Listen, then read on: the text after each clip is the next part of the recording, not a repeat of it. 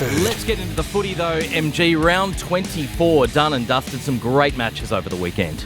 Some fantastic rugby league over the weekend, Page One. It started back on Thursday night when Parramatta pantsed the Broncos. We'll get to the Broncos a little bit later, but I've got an apology at first because of at my gym, most Penrith supporters, but the next most supported team are Parramatta. Mm-hmm. And lovely Stacey at the gym said, you've got to go on air and say that you made a mistake about putting a line through Parramatta. So, Stacey, I'm sorry that I put a line through Para about a month ago. So, they're in the fight. They're in the fight. I was waiting for that. As us girls do, we don't say anything. We just get more and more angry as we're waiting for an apology that we didn't ask for. Does it make the life go better now that I've said that I'm sorry? Yeah, I'm still pissed off for some reason. I don't know why. She's hormonal. Always.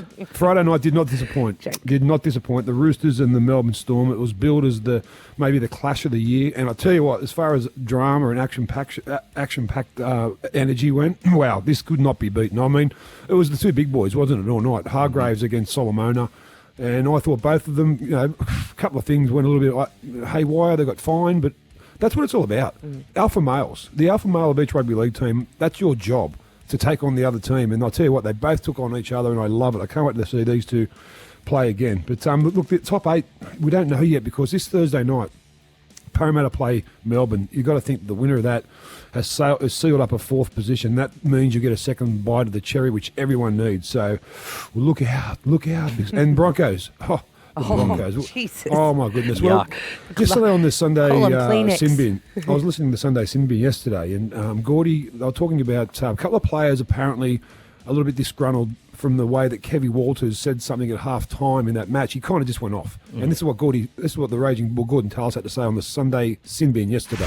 Whoever those two that whinged and whoever they whinged to, that bloke should just write a line through. Yeah. Because if I found out and I'm in that organisation, I don't want to play with that guy. Do we give him a pass? No. I get what you're saying. You're not listening. I do, because you don't want those if I got caught soft, right, my response is, I'm going to prove him wrong. Yeah.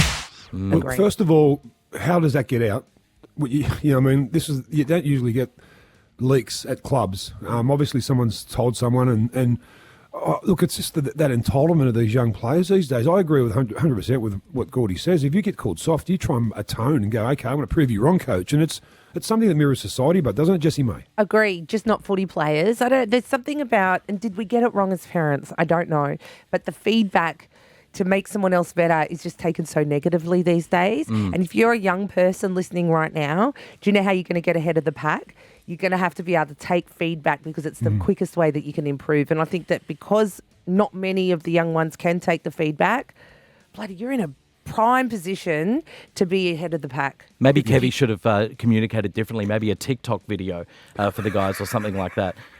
They would have got a lot of likes. Look at the Broncos. As I said, they look like they're going to miss out on the 8. Unbelievable they've been in the top 4 for most of the year and hovering around that 5th position. They look like they're going to go out backwards. You've got the Dragons this week, and the Raiders look like they're going to finish in 8th spot. But I suppose it could be worse. It could be Rick Disnack. Remember Rick Disnack, the gymnast who went into pommel horse? The pommel horse. Listen to this. Okay. It's a good, strong, powerful run. I have never seen a bowler take a shot like that. Let's get that on our socials. Obviously, that's a visual. Get Tony to put that on our socials. I love that. Just quickly, a huge congratulations to Woodsy. He got a run on the weekend, which means he's got another contract. Aaron Woods, he's back. He's a good man. Excited for him. This music means it's time for MG's Power Rankings, a daily top 5 list about absolutely anything, but it tends to be about the footy on a Monday, MG. Yeah, in particular, the 5 best players from the round that was, so round 24 with 1 to go.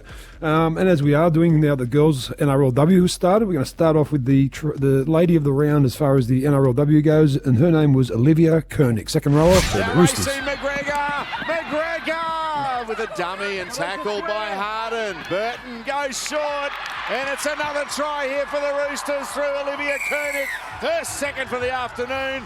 Well done. She's good. She's strong, isn't she? She's tall. She's tall and rangy for a back rower. She's a really good player. Well done, Olivia. Olivia Koenig, number 1. 5. But for the men, look, you could have picked a few Roosters. I've gone with Teddy as number 5 because I just wanted him in my top 5 because I've got another Rooster player later on in this. in these rankings. He had 17 runs, 146 metres. He was just everywhere. He's just an energizer battery. Is James Tedesco. Now pass to Bromwich. He's going to score under the posts.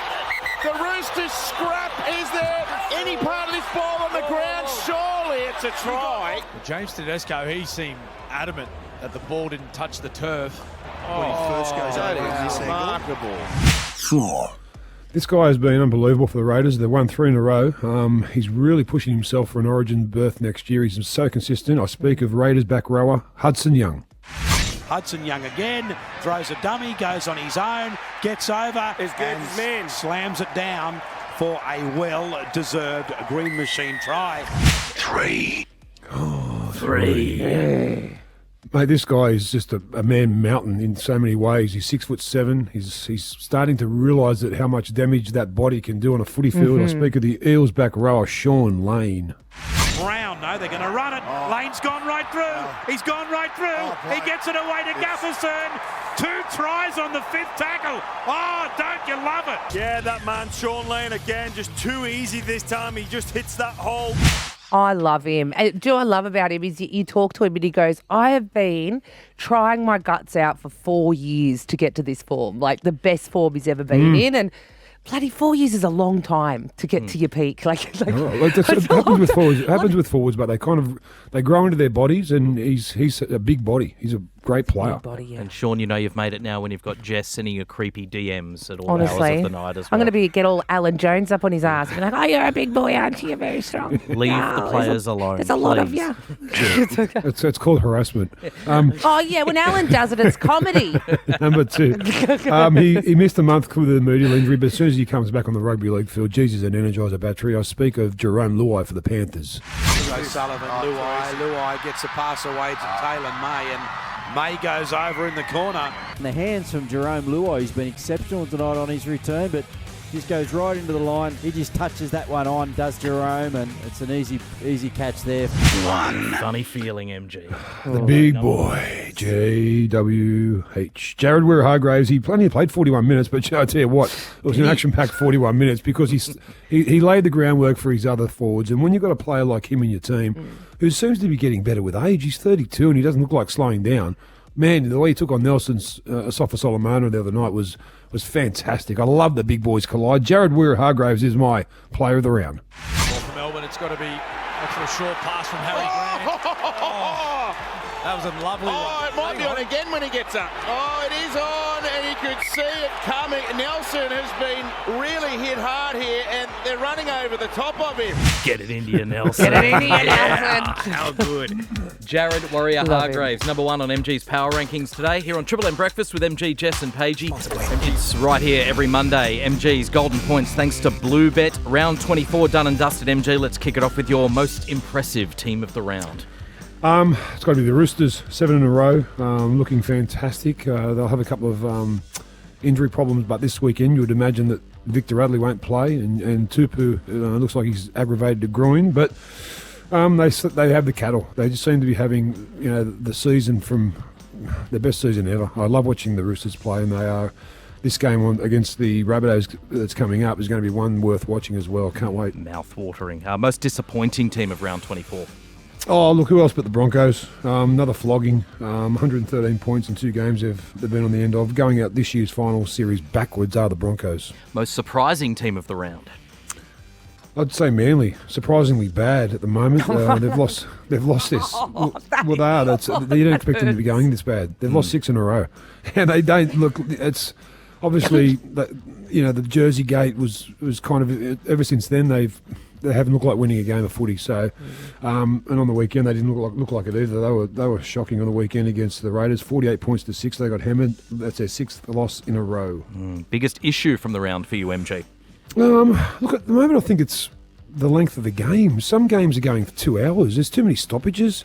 I thought we brought in the 6 to go to speed up the game, not to draw it out. And at the moment, some of the games are getting a really hard watch. So let's get back to some some rugby league that's spontaneity. Like let's 2 hours. Come on, that's too long for a game of footy. Do you know who doesn't support you in that? Norm, because he always says he's going to come home from the bolo after this game. He loves the bunker. He goes, Send quick, it up. Send it Golden up. point, go. He wants it to go longer. Your player of the round, MG, you mentioned him in your power rankings, Jared Warrior-Hargreaves. I couldn't believe it when you said he only played 41 minutes the other night. It felt like he was in everything. Yeah, he did, didn't he? Yeah, well, everything. He was in everything that he was supposed to be. He was good. He laid the platform for a fantastic victory. We've got some listener questions as well, MG. Thomas says, hey, MG, I heard Brandon Smith on the Triple M Saturday Scrum over the weekend, and he named your nephew Cole as one of the biggest pests at the Storm. Have a listen to this. What are your Here we thoughts? go. We got the audio. This is the great MG's nephew, Cole Geyer. Hasn't played a game in NRL yet, but he's an absolute pest. He's really good at all the computer games, and every time I play him, he always beats me. And he's just got this really distinct voice that just really ticks me off. It's, and he'll be like, woo, every time he scores a try or something.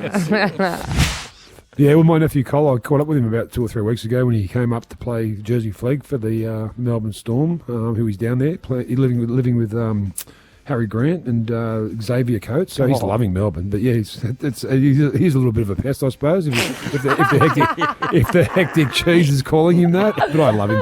He's my little beautiful nephew. I love him. Oh, bless. Also, Jess from Putney wants to know, in one word, MG, maybe me, maybe not. Don't know. I did do the official submission, so it's not cheating.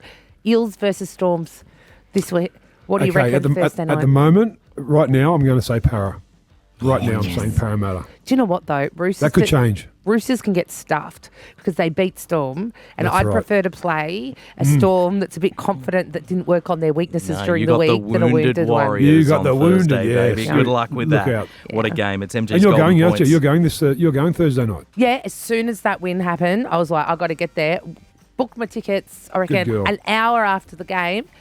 There was only 160 tickets left. Oh, I was wow. like, thank Be a God. sellout. Got 4 of them. How Beautiful.